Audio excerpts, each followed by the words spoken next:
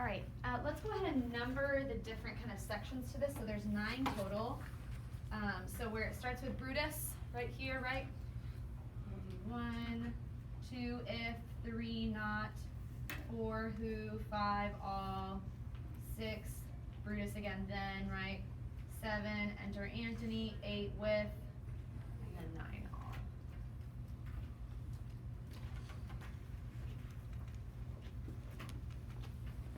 Recalling from yesterday, kind of the introduction to all of this, what is the context of this speech? Who's saying it? Why are they saying it? What's going on in the story?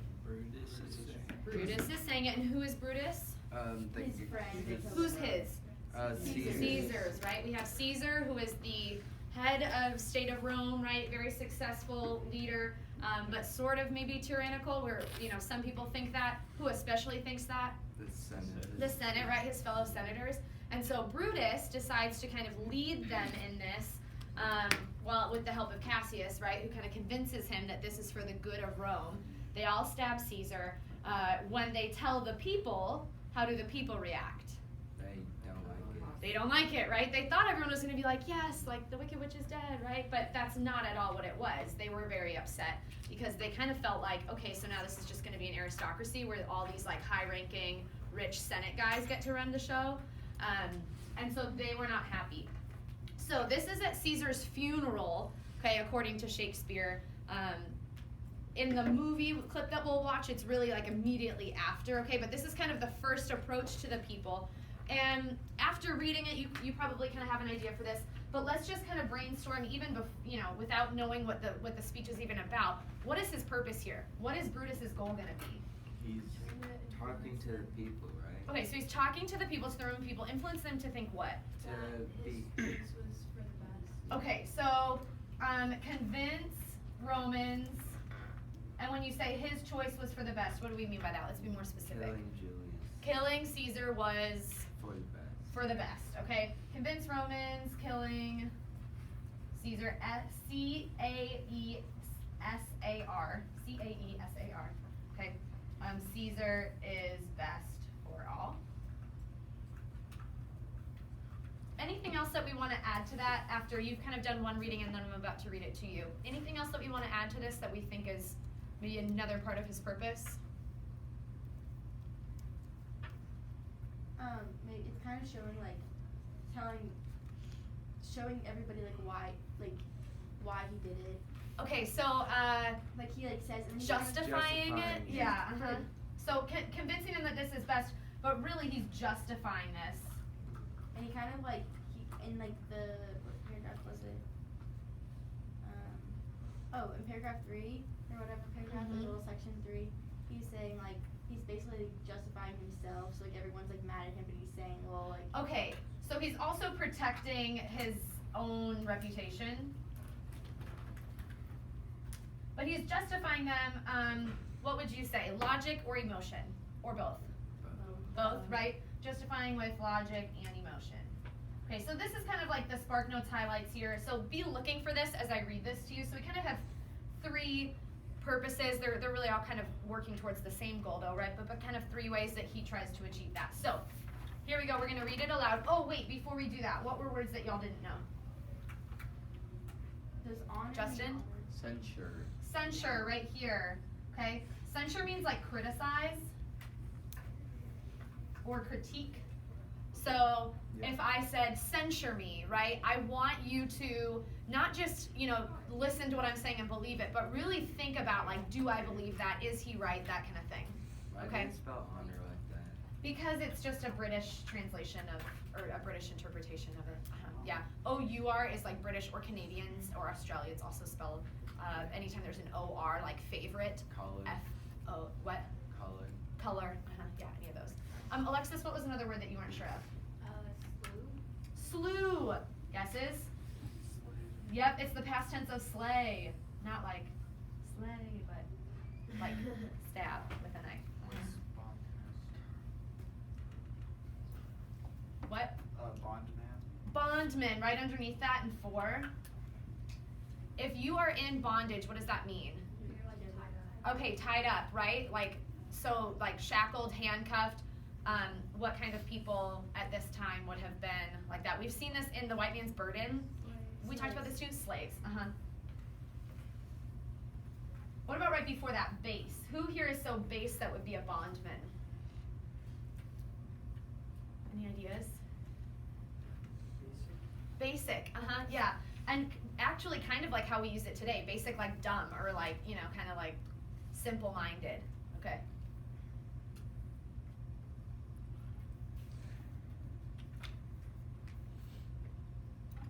Rude here has kind of a different context too. We'll come back to that one. Before I forget. Oh, vile. What does that mean? Doesn't that mean word? Gross. Oh, gross or evil. Yeah.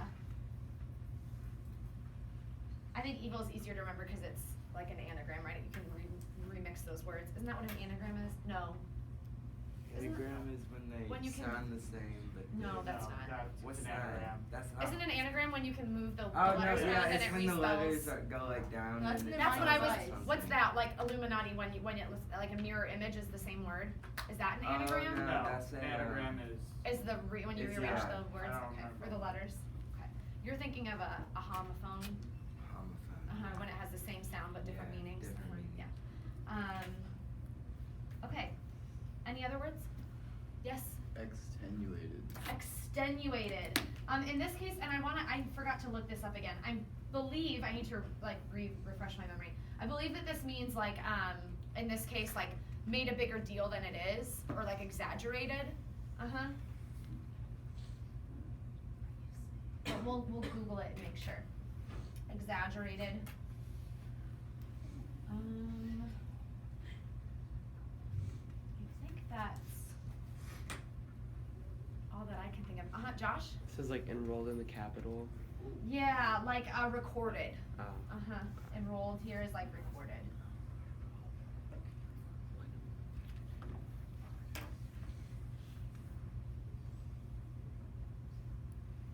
Okay. Here we go. Ready? So this is Brutus addressing the Roman people. You guys, your line is the all. You guys are all. Be patient till the last. Romans, countrymen, and lovers, hear me for my cause, and be silent that you may hear. Believe me for mine honor, and have respect to mine honor, that you may believe. Censure me in your wisdom, and awake your senses, that you may be the better judge. If there be any in this assembly, any dear friend of Caesar's, to him I say that Brutus's love to Caesar was no less than his. If then that friend demand why Brutus rose against Caesar, this is my answer. Not that I loved Caesar less, but that I loved Rome more. Had you rather Caesar were living and die all slaves than that Caesar were dead to live all free men? As Caesar loved me, I weep for him, and as he was fortunate, I rejoice at it. As he was valiant, I honor him, but as he was ambitious, I slew him. There is tears for his love, joy for his fortune, honor for his valor, and death for his ambition. Who is here so base that would be a bondman? If any, speak, for him have I offended. Who is here so rude that would not be a Roman? If any, speak, for him have I offended. Who is here so vile that will not love his country? If any, speak, for him have I offended. I pause for a reply. Then none have I offended. I have done no more to Caesar than you shall do to Rome. The question of his death is enrolled in the capital, his glory not extenuated wherein he was worthy, nor his offenses enforced for which he suffered death. Okay, and now imagine that Mark Antony walks in behind me carrying the bloodied corpse of Caesar. How would you, the audience, react right now? Okay, what is my purpose here? I'm trying to convince y'all that he deserved his death. Yeah, but they just. When you see that bloodied body, though, like, that's going to kind of undermine me a little bit, isn't it, right? So this is a major kind of, like, roadblock for Brutus here. Let's see how he handles it. Here comes his body, mourned by Mark Antony, who, though he had no hand in his death, shall receive the benefit of dying, a place in the commonwealth, as which of you shall not? With this I depart, that as I slew my best lover for the good of Rome, I have the same dagger for myself, when it shall please my country to need my death. Yay. Okay. So, at the end of this, just based on the crowd's response, how are they feeling about Brutus? Would you say he was successful in his speech? Yes. Okay, seems like it. So with Martin Luther King's, right, we did what is he doing and why is he doing it. We're actually going to kind of regress a little bit, take a step back from that since this is Shakespeare, and really just look at what is he saying, and then the what and the why will kind of be together over here. Because I think we maybe need to translate this a little bit first for us to really have a good idea of like his rhetorical strategies here, okay? Now we have to remember too that this speech, like Brutus did not actually say this in real life in history, okay? The chances of something like this happening are probably pretty high, but this is Shakespeare's approach to this situation, right? Shakespeare took this situation and thought, okay, how would someone react? What would he have to say, right? And how would he have planned to say this in a way that would win over the audience?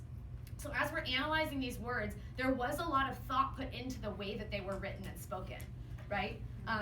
So it's kind of worth looking at deeply. So here we have saying, that's an N, and then here we have doing. So let's just go through it.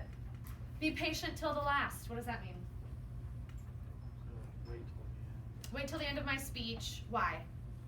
Because they don't want to just wait for him to finish so that he could say everything he needs What's to something say. that we sometimes say to Hear me out. hear me out, right? Yeah, hear me out on this, guys. So that you're not passing judgment too early, that kind of thing, right? Romans, countrymen, and lovers. Now, is he actually in love with them? No. Okay. What does countrymen mean? That they live in the country? No. Like citizens. Yeah, like fellow citizens, right? Like you are my countrymen. We live in the same country. Okay, so what are these terms? Romans, countrymen, lovers. What is he kind of saying there? People. Okay, yes. But why is he choosing that way to say people? Grayson, welcome. Except for that I'm filming on your desk, so can you sit somewhere else? For our absent friends. Thank you. Oh, here. Remember at the beginning of Letter from Birmingham Jail when Martin Luther King said, fellow clergymen? Right? Why was he doing that? Yeah, right? So these are kind of terms of endearment or terms of connection that he's using here, right? Okay?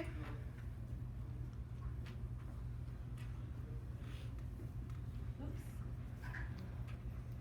Hear me for my cause and be silent that you may hear. Same thing, right? Okay. Believe me for mine honor, and have respect to mine honor that you may believe. Why should they believe him? He doesn't want them to be mad at him. Okay, yes, but what is he saying here? For my honor. What do you think he kind of means by that? Respect. I'm an honorable person. You can trust me, right? As you just killed someone. Well, yeah, but he'll get to that, Megan, don't worry. Trust me, I'm honorable. But they're probably questioning his honor, don't you think, Yes. at this point? So him saying that, and I'm a big believer in if you have to say that you're something to convince people, then it's probably not true. But he's going to try and show us that he is honorable throughout this. Because that definitely is a concern. Kind of that goes back to the protecting his reputation purpose here. Censure me in your wisdom, and awake your senses that you may be the better judge.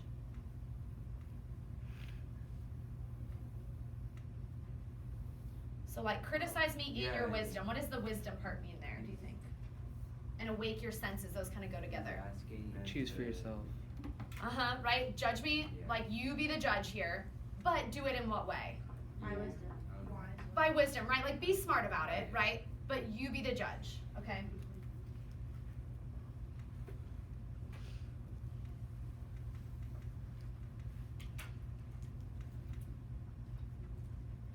I think that's a pretty good opening. So what's he doing? First, let's talk about the hear me out and the terms of endearment. What's he doing there?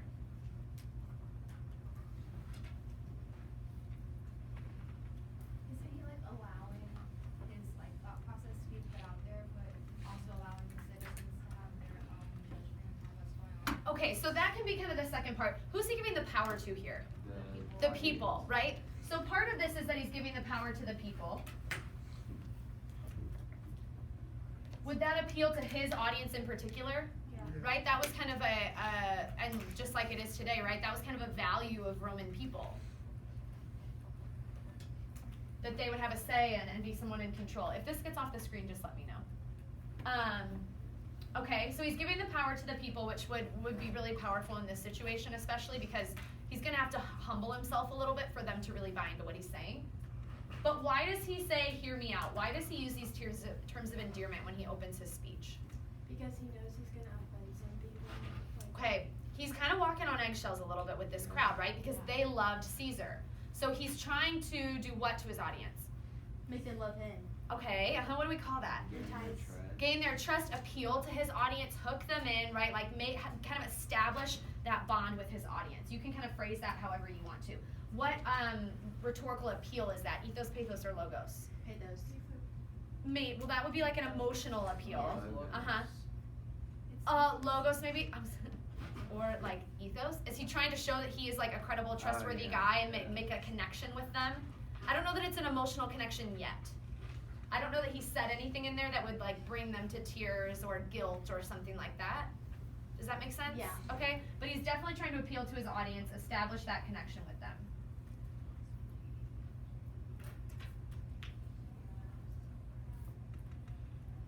He's trying to make them see that he's worth listening to, which would be credibility. If there be any in this assembly, any dear friend of Caesar's, to him I say that Brutus's love to Caesar was no less than his. Assembly, he means like meeting, right? Or in this case, it's a funeral. Okay, what is he saying here in this first sentence? That he loves Caesar just as much as anyone else. Yes, he's like if there's anyone out there that's like, but I loved Caesar, I loved him too, right? I loved him just as much as anyone else. Okay.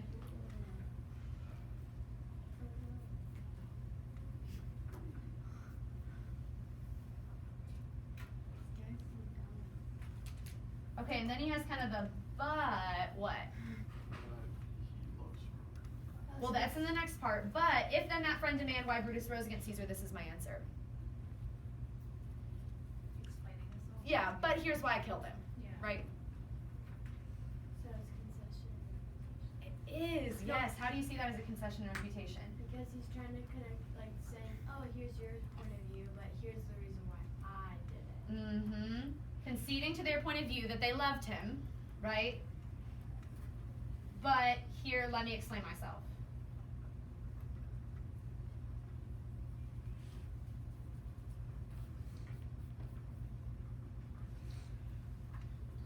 So what's the reason why? Is this like zoomed in or something? No. Oh, here.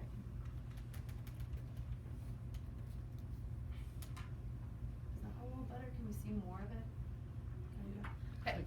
Not that I loved Caesar less, but that I loved Rome more. So why did he do it? Because he loved more. He loved Rome, right? I mean, that's very self-explanatory. It's for the good of Rome, right?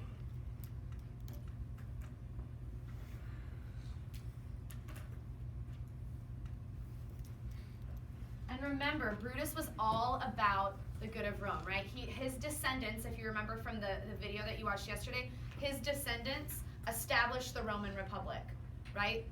He was a total loyalist to both Caesar, but especially to Rome.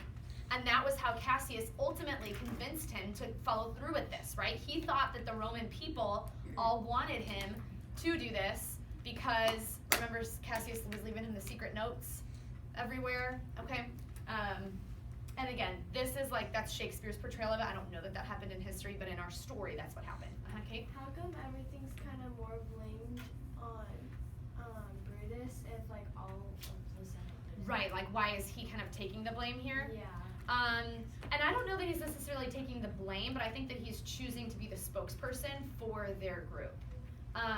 But it's really, and this kind of goes back to like how, although it's called Julius Caesar and he could be the tragic hero, really the story is about Brutus. That's just how Shakespeare chose to kind of look at this, kind of the frame that he used. Probably writing it's the ironic story. that his best friend could kill him. Yeah. Story. Mm-hmm.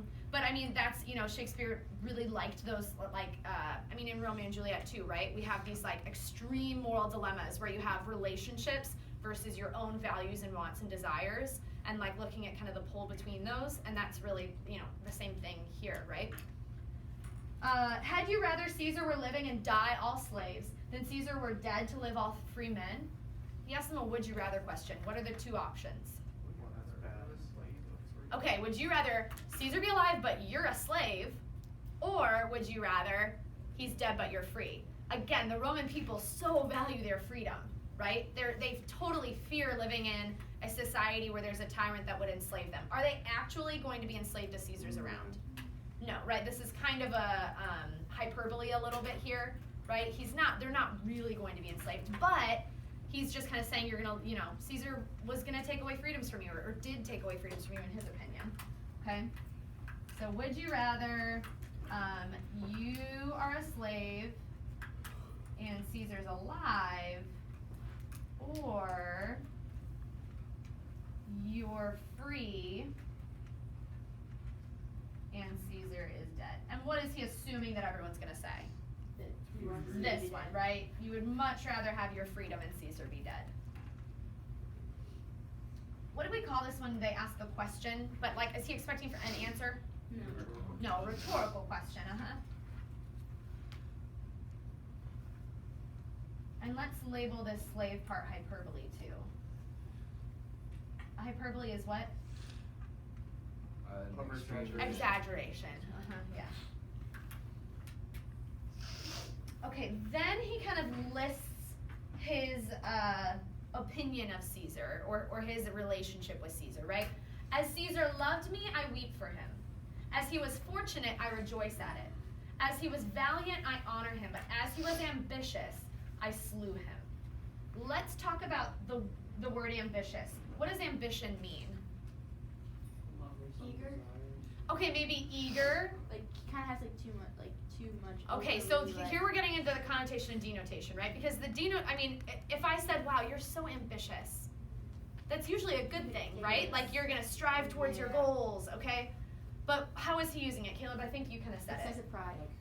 Yeah, right? He excessive pride. What were you gonna say? I said hopes and desires. Like, Okay. I thought you said something about like too much power. right, but like it's too much, right? Greed, right? Pride. What do we call that? Excessive pride? Oh, Hubris. Okay, so that's kind of the connotation that he's using with this. Why doesn't he say, but he was greedy? Because that makes him Yeah, right? Because remember, he still is being considerate of the fact that his audience liked Caesar, right? So he's not going to try and rip on Caesar too much, right? He wants to make sure that he's kind of being level-headed and what do we call it when I think we've talked about this before, when you kind of phrase something in a way that sounds better than it is or lesser than it is to appease people. He's being diplomatic, but you're close. It's EUPH. Euphemism. A euphemism. A euphemism, right? So he's using this ambitious as kind of a euphemism, right? Like if you were to say, instead of like my goldfish, died or croaked or whatever, right? You'd say like he passed away. That's a euphemism. Wait, Miss Ellis, is that conceding or refuting? Okay.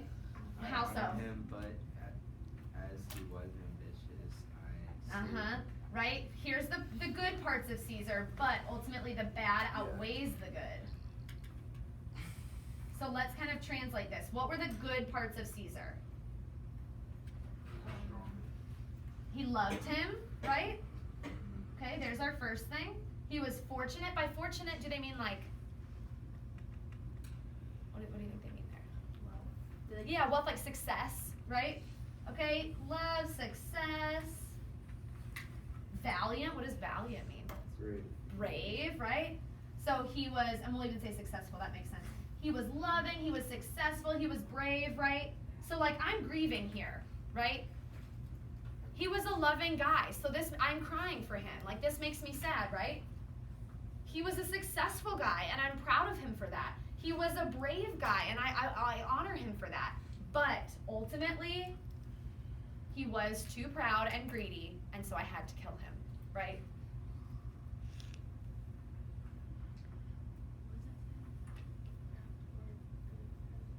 Which one, Megan? The second. He was, No, the bad outweighs the good. Oh. Mm-hmm. And then he repeats himself here, right? Whenever someone repeats themselves, what are they really trying to do? They're trying to get that point across the board. Yeah, right? Like reiterating this, so he repeats this for emphasis. Do you notice anything about the way that these things are listed in both sentences? They're listed a little bit differently, but the structure of it. With they put the semicolon or whatever that's called. Oh, okay. They have a colon in there and semicolons. Okay, sort of. How? Well, it starts off by saying, well, y'all see him as loving, as Okay, so we have like kind of a cause and effect sort of like set up here, or conceding and refuting kind of like I loved him, so I weep for him, right? He was fortunate, so I rejoice. We have like kind of one and then the other, cause and effect, concession, refutation, however you want to kind of see it. But there's something about the exact way that this is structured. If you notice, like this one's maybe a little bit easier to look at. There is blank for his blank, right? Joy for his fortune, honor for his valor. The way that it's phrased in each section is identical. Same with up here, right? As he did this, I do this. Do you know what that's called? Okay, it's called parallel structure. This means parallel, right? Math, okay? Parallel structure. This is something that we're going to continue to come back to because it's something that sometimes y'all struggle with a little bit when you're listing things. Like, would I say, I play with my dog, watched a movie, and swimming in the pool? No, right? Those verbs are all different. I want everything to be the same, right? Or maybe I say, I walked the dog, I watched the movie, and I swam in the pool, right? Then it's all parallel, it's all listed right. It sounds better, right? And it's grammatically correct. But in something like this, it kind of creates like a little bit of a rhythm to what you're saying, right? There is tears for his love, joy for his fortune, honor for his valor, and death for his ambition. That kind of pattern then makes that death part a little more striking, right? This is a rhetorical technique that people will sometimes use. All right, and overall, I think we've kind of got this. Let's just talk about really quick for the doing a rhetorical question. What are you doing with a rhetorical question? You're Giving appealing them to an the audience. obvious You're appealing to the Okay, so there is usually an obvious answer. Why do you pose it as a question though versus just telling them? Because it makes the audience think about it. When they think about it, they come to their own conclusion. Yeah. Right? If I tell you, right, you know, like, if I tell you, you know, speeding is bad. Okay. If I tell you speeding is bad, right? You might hear me, right? But it's a little bit more impactful when you come to that realization on your own, isn't it? Right? When you get a ticket or you get in a wreck or something like that. Okay? Same thing with a rhetorical question, right? When someone tells you that information, not as impactful, but when you experience it yourself, you're like, oh man, I get it now. You know what I mean? Okay. Who is here so base that would be a bondman? What question is he asking there? Who's here so simple-minded that they would be a slave? Okay. What's the answer to that question? No. Would anyone say me? Yeah. Like, I'm dumb and I want to be a slave? No, right? Okay. So the answer's probably no, right? But who wants to be a slave? It is a rhetorical question. What are the other rhetorical questions he asks? Who here is so rude? By rude, does he mean like mean? No. What do you think he means? Inconsiderate. Ignorant, uncivilized, right? Like, who here doesn't want to be a Roman? Because what did the Romans think of themselves? They think they're the best. Yeah, right? They kind of were though. Well, right, yeah. Would anyone say, me, I don't want to be a Roman? No, right? They'd be like, oh, how dare you even ask? Of course I want to be a Roman. I'm the best Roman there is, right? And then, who here is so vile that will not love his country? Who doesn't love their own country? And not just their country, but what does he mean by this? Like Rome, right? Who doesn't love Rome?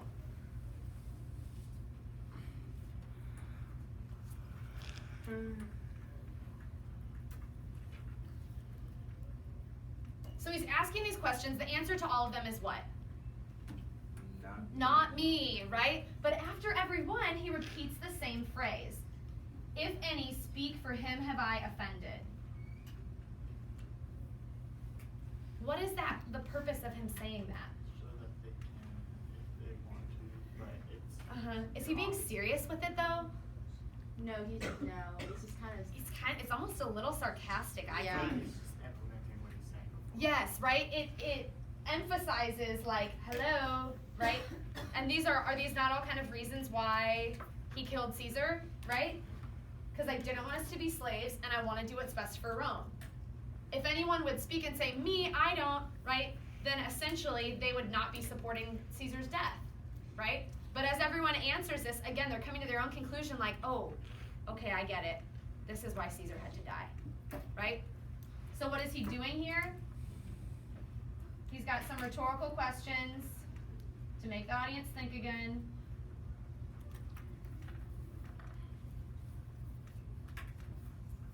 We'll say like, come to own understanding.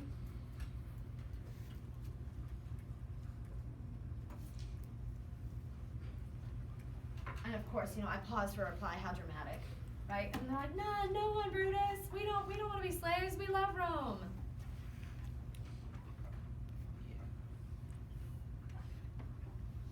Then none have I offended. What does that kind of mean? He's saying that I guess I haven't offended. Right? And like, okay, so you're all on my side, Yeah. right? So we're all on the same page here. We get it, right?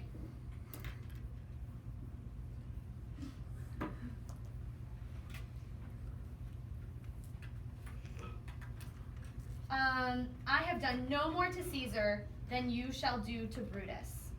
That's a powerful statement. And he kind of repeats it again later when he says, I have the same dagger for myself. What does he mean by that?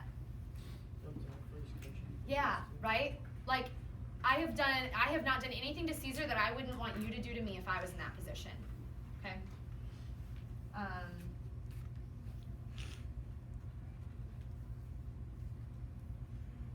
So we'll say, yeah, I haven't done anything to Caesar that you can't do to me.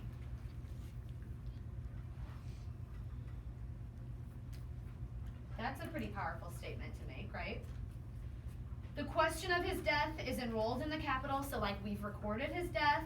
His glories were not exaggerated, wherein he was worthy, nor his offenses enforced, for which he suffered death. What is he kind of saying in that whole sentence there? What is he trying to justify or clarify or reassure them of? Justify Caesar's death. Okay, and like with the process and the logistics of it, right? Like, we're not going to exaggerate how awful he was or diminish how great he was or anything like that. Like, we've been fair with this, right? And we will record this in history fairly, okay?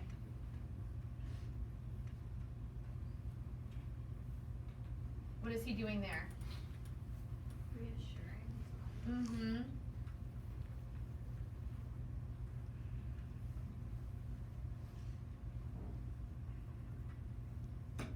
Reassuring them with what? Wait, I don't see. What did you say right there? That you won't Fairly. be forgotten. Yeah, that like Caesar's legacy will live on, right? Which I think is sort of interesting because I mean this was written, 500-600 years ago, and it did, like that's just kind of funny that would be their perception of Caesar's death, and like that really, I mean, would you say he's been recorded fairly in your history books? I think that's kind of interesting.